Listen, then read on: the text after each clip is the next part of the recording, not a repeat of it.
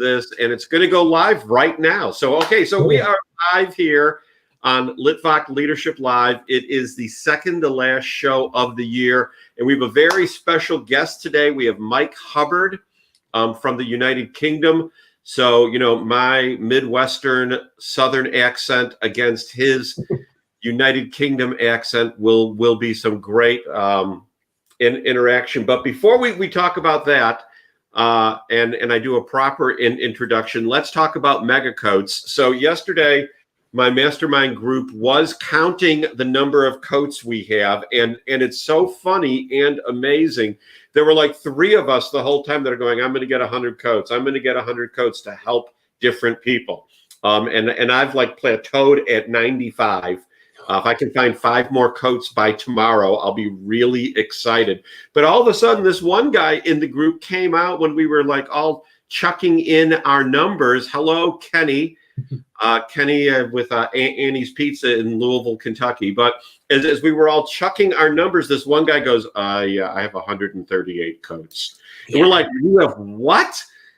He's like, yeah, I didn't count them until now. Or maybe it was 126. But whatever it was far and above all of us. So we believe that between the 24 of us, we have collected probably 700 to 1,000 coats. But I think we need to collect between 705 and 1,005.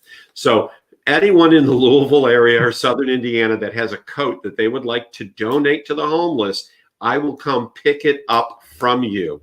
So, and hey, Sari, this is my cousin Sari, Mike, Sari. If you have coats in Las Vegas, you can donate them in my name. So, okay, enough about mega coats. But seriously, people, let me know if you have coats. All right, so today our guest is Mike Hubbard, who is a level 7 member of the ILM, then I want to read this right, the Institute of Leadership and Management.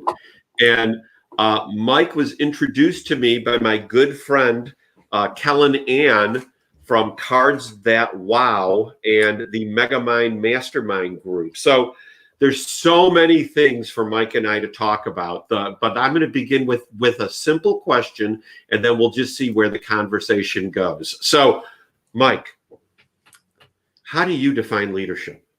Oh, that's a good question. I think leadership is about setting a clear vision for the people around you and getting them on board to achieve that vision.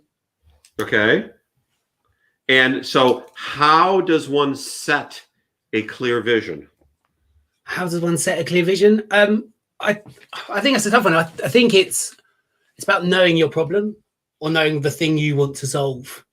And it's then sort of working back from, this is my problem, how do I get there? And then looking at those key milestones and really working out what you need to do to achieve that.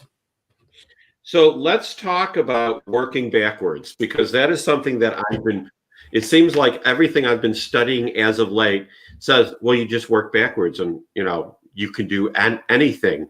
And it sounds like such a simple concept, but how does one say, all right, in 10 years, because, you know, you're a level 7 member, so I'm expecting a really good answer here.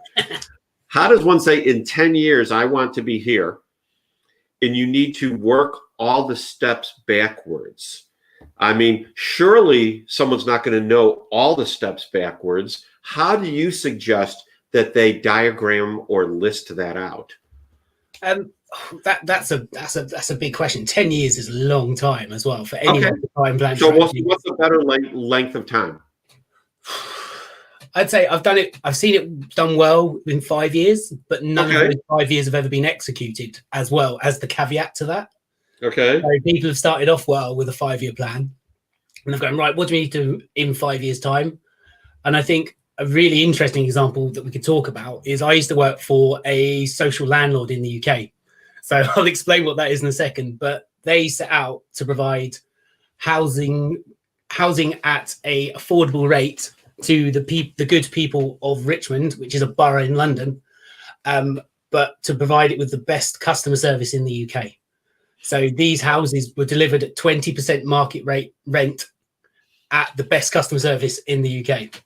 Okay, so explain to me, because when you and I first talked, and you said social housing, that has a we're going to use the word stigma to it in the United States, Yeah. because it sounds like government housing and government housing in the US in many, many examples ends up becoming run down, and it's not necessarily safe.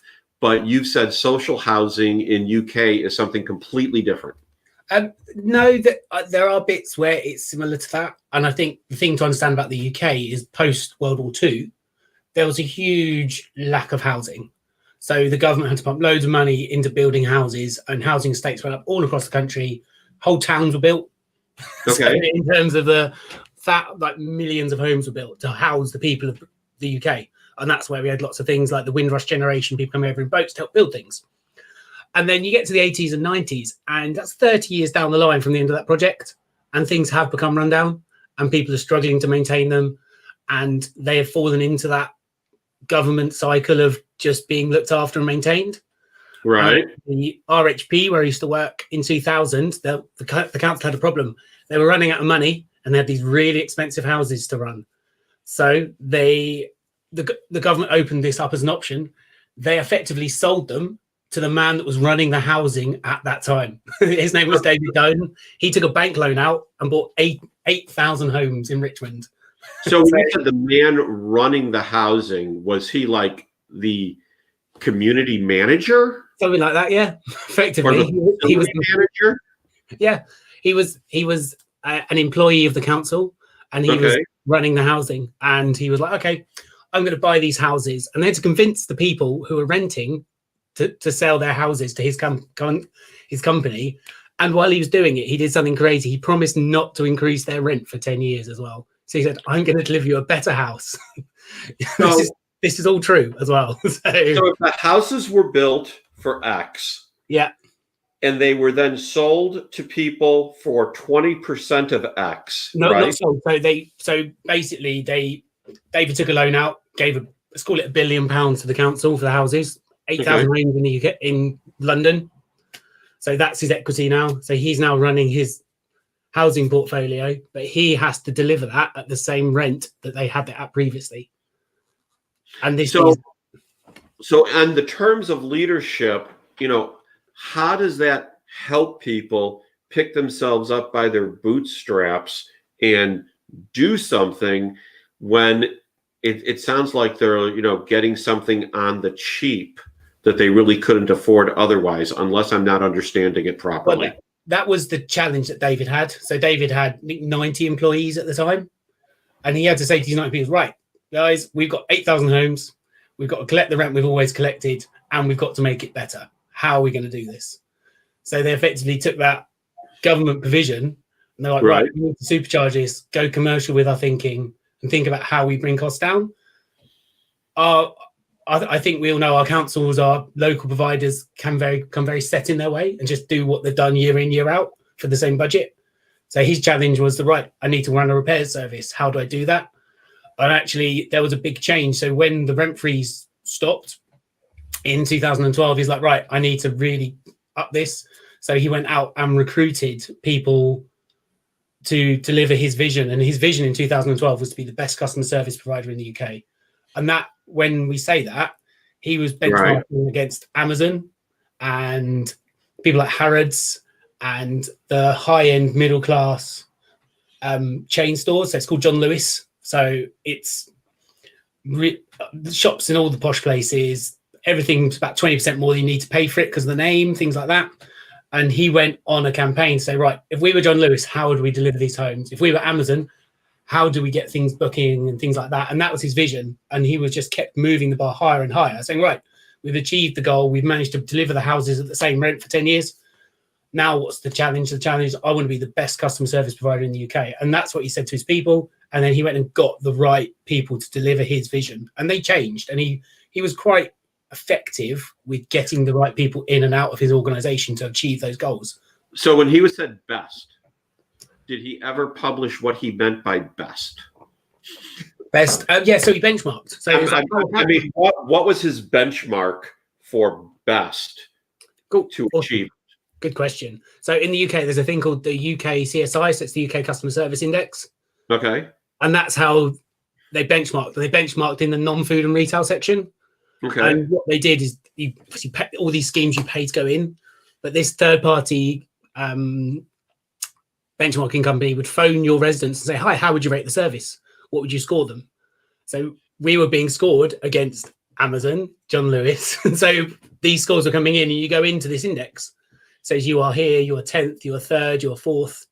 So he was benchmarking. So it wasn't benchmarking against housing. So it wasn't benchmarking against another housing provider, because that's not good customer service. You have to think outside your box. If you really want to push what you're doing, are the people in your industry doing the same thing as you? And are they doing it well? If not, who do you want to be like? So who do you want to try and match and be better than?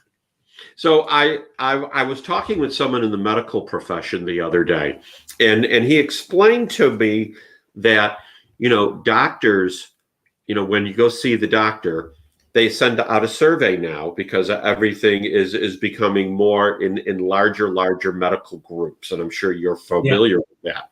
And what they have found as they've studied the results of the survey is the less the doctors actually push to have things, make recommendations to do things and have people change their eating habits and exercise more and whatever, and they just listen to people. More listening, less talking, the higher their rankings are. The more the doctor talks and encourages someone to make a difference, the lower their rankings are. What do you think that says about leadership? I think that's an interesting one. And I'm not necessarily sure about if the doctor-patient relationship transfers directly across the pond as it might in my head. Yeah, but I don't know.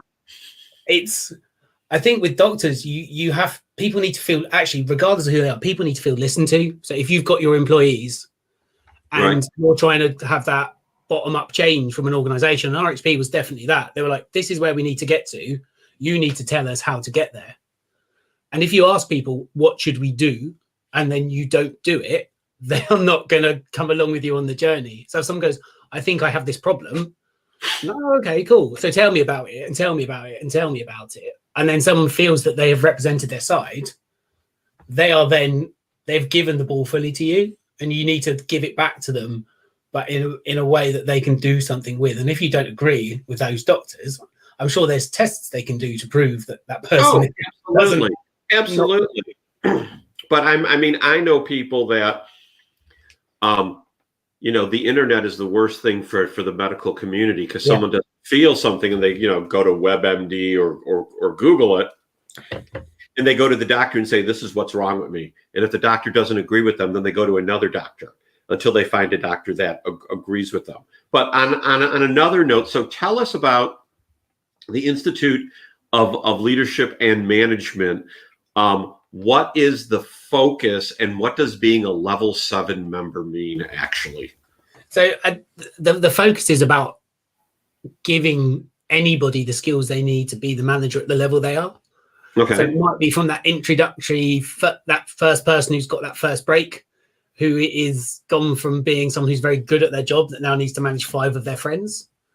So how they understand that dynamic and what they need to navigate. And then all the way up to level 7 where I am, is what's the strategy? How are you going to get to where you want to go? And what is the place you want to get to? And it gives you the tools to break down your challenges and your problems, and then really look at them in a different way. It just helps you stop. And it's almost the 5 whys. So why are we going here? Just keep going. Just the 5 whys, right? 5 whys until you've really worn something out and gone, okay, we understand it. Now let's do something with that. So, and you said this is part of a public-private partnership. Didn't you tell me that? It's not, but it's used by a lot of. It's used by people in the NHS, a lot of people within local provision, but also a lot of people in the commercial sector. And it just allows people to quantify what they do. And actually, that was one of the challenges I had. I had gone away and got lots of experiences, and I was just like, well, I really do know this. How do I show someone on a bit of paper? Because unfortunately, there still is that challenge of the CV.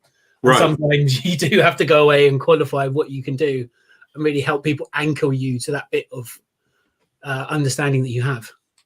So, as you know, looking at the website, and I'm not going to pull it up at this point, but is this something that is internationally recognized, or is it more of a UK thing? I haven't necessarily heard of it, but that doesn't mean it's not happening here. And that it's very much UK focused, but with the UK, there is the wider reach of the Commonwealth and things like that, and obviously our system of government rolls out quite a way as well. So it's one of these things that is transferable and transposable, so you can take it wherever you want. And it is, again, it's a very well recognized standard, and it's the City and Guilds who accredit it, for example, is a national body within the UK. Okay. If you have a qualification that is City and Guilds, it is something that is not to be sniffed at. And I think that's probably one of the challenges now, where business and the world is changing, is how do you quantify what you're selling? Especially for a lot of coaches and people teaching, lots of people have great ideas, but is it worth it? Is the material quality? And that's the challenge a lot of people face. And this definitely has that stamp of authenticity and quality. So this is an organization, the ILM, that individuals engage with themselves for training as an outside source, and then they reach various certification levels. And then they can either put that on their resume, talk about it, put it on their LinkedIn, whatever. And it is recognized with distinction and respect within the United Kingdom. Correct, yeah. And it's about maintaining it as well. You don't get the qualification and walk away. They expect you to log your hours, log webinars. So, for example, I could use this as an example of going away and talking about business and leadership, and someone come and watch the video and look at what we're talking about. This could be a CEU, your interview today. Yeah.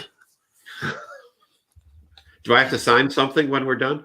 No, just give me a thumbs up, will be fine.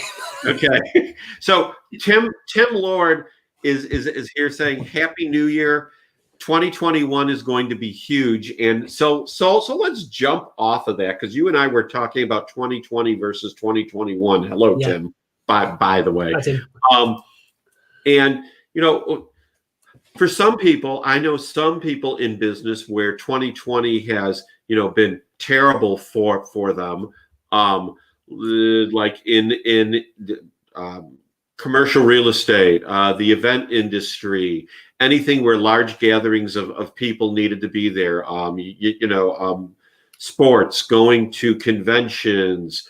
But then there's other things, pizza restaurants. Some have done great, some have not, but a lot have done tremendous.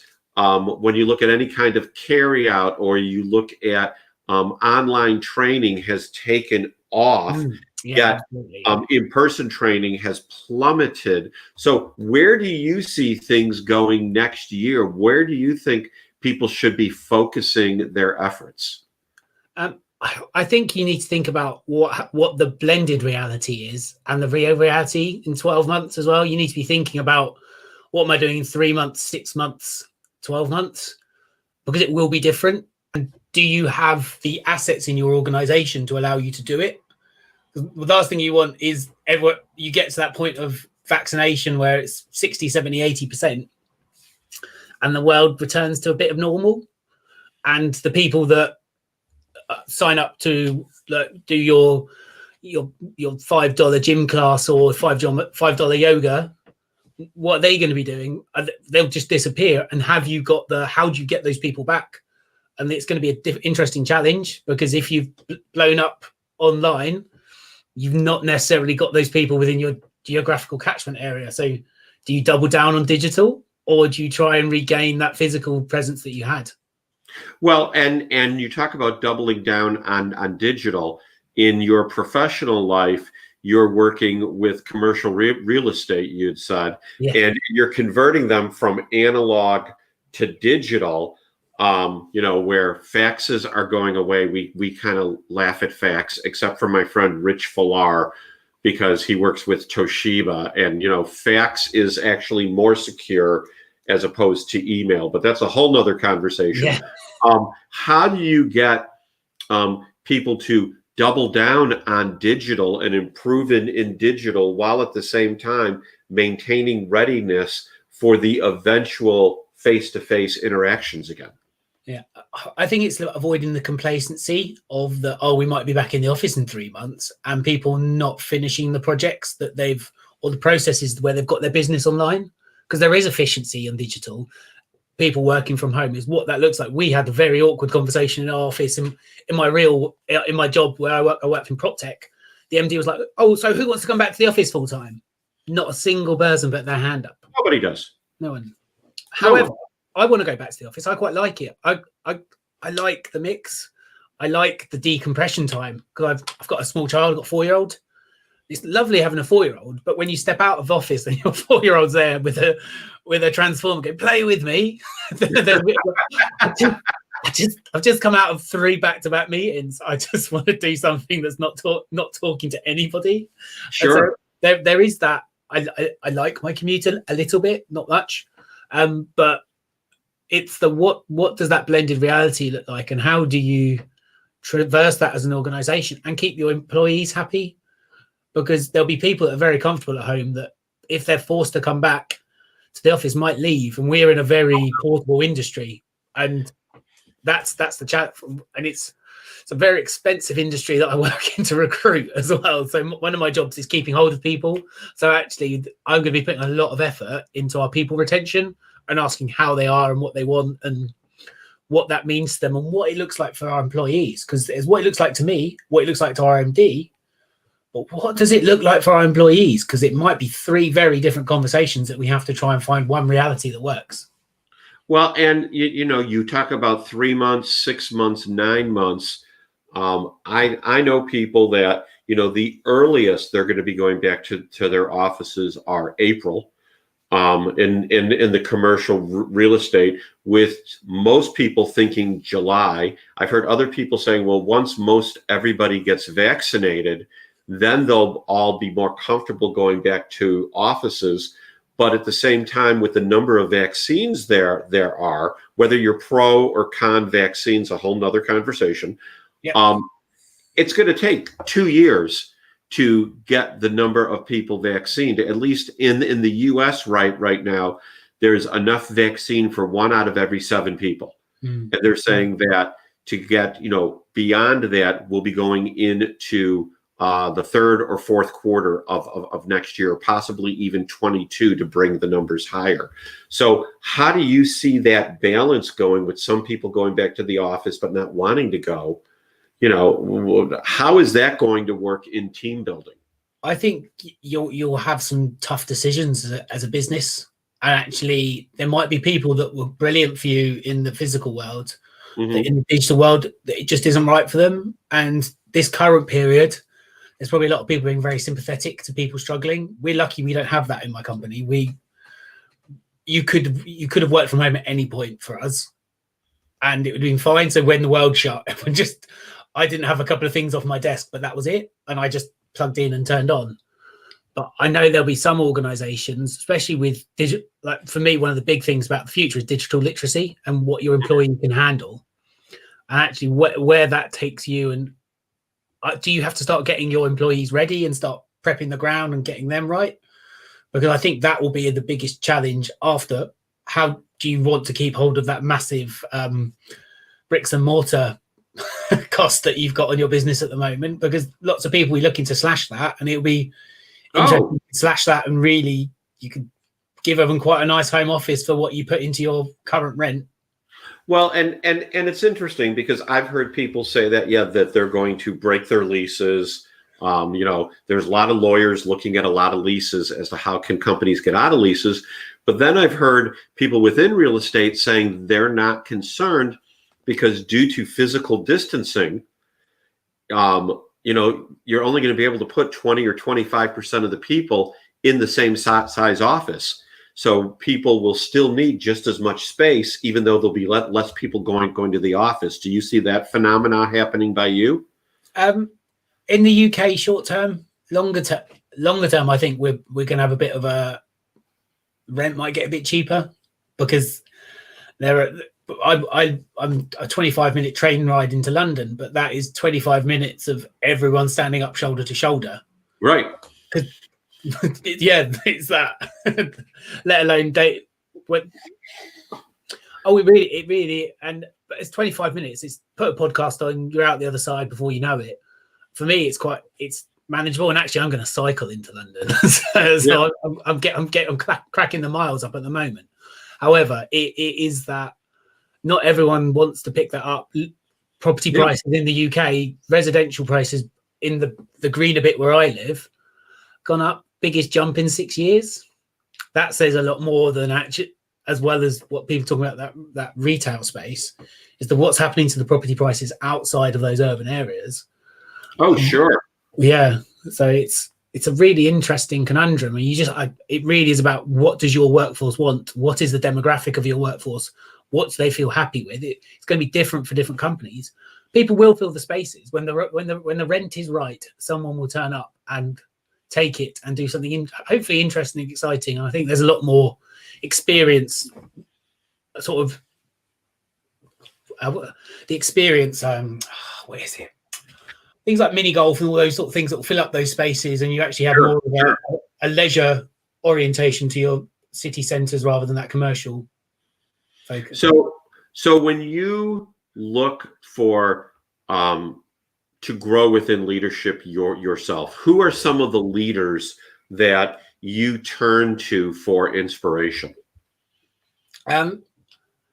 It's a funny one. There's no one in particular I hold up to a high pedestal. I look at everything that's going on. Brexit's really interesting at the moment. It's interesting is the US is interesting at the moment, just in terms of how that's navigated and sort of the discourse that's going on and the conversations. It's been a nice distraction for Brexit, because Brexit's an absolute mess. And I thought Brexit was done. Wasn't it done? It is done, but it's been done 3 times, and that's true. We were 24 hours from going on to WTO terms, and we effectively had the same deal that we had 2 years ago. So it's all been a bit of smoke and mirrors and game playing. And wow, I didn't want to leave personally, and it was never, the outcome's not better. We are in a worse off position. So it's effectively one of your states succeeding from the union is interesting, and not being able to talk to the rest of America and paying extra money to talk to the rest of America. You know, there's some people that would like that idea in the United States, but we're not going there today. But seriously though, when you sit down, and I mean, do you read about Lincoln, Churchill, just to name 2, one on each side of the ocean? Yeah. Who do you read about? Who do you research, look at that is inspirational to you, and you just hold in high esteem as a leader? It doesn't have to be a historical figure. It can be someone modern day. I'll give you someone historical and someone modern. Modern is Jacinta Ardern, the New Zealand Prime Minister. Okay. So I think she's someone who has brought empathy into leadership. I think that's really important and huge.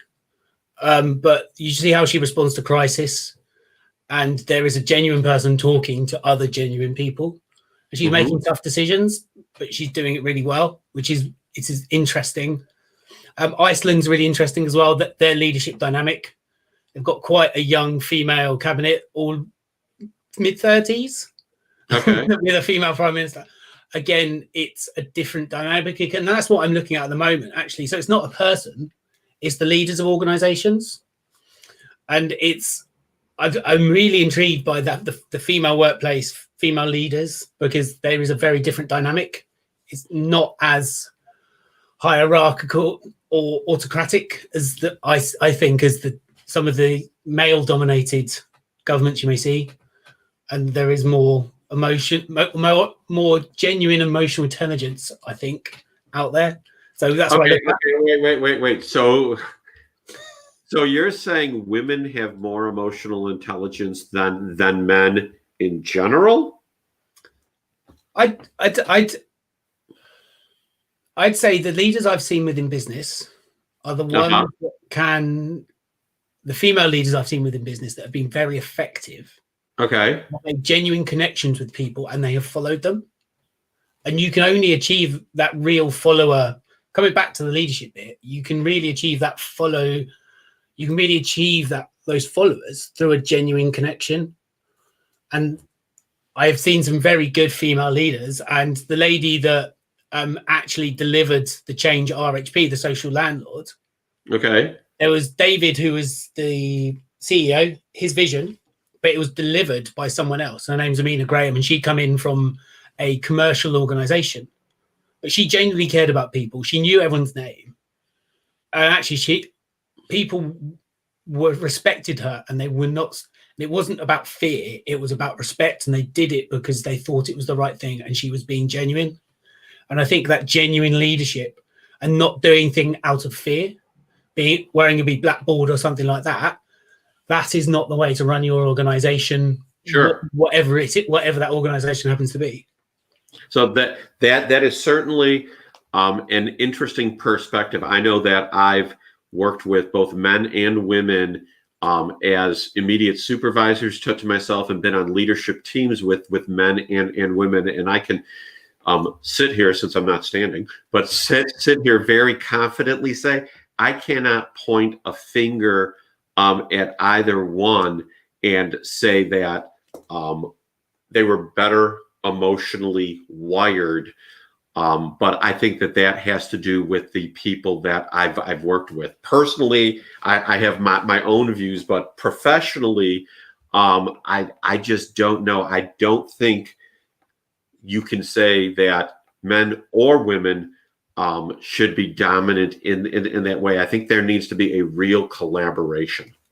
Oh yeah, I'm not saying one's better than the other. I'm just saying there's a lot written about male leadership, and there's millions of books about it, and you can go have a look at different people.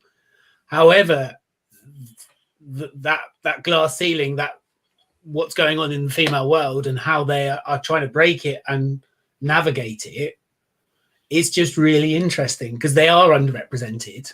Right. How do they work their way through it? Interesting. So Tim says he hires women. Well, yes, everyone hires both sexes, but the women are smarter than him. But Tim, this is you we're talking about. But that in general, you should hire smarter than you. That's the scary bit of hiring. Is always hire people that are smarter.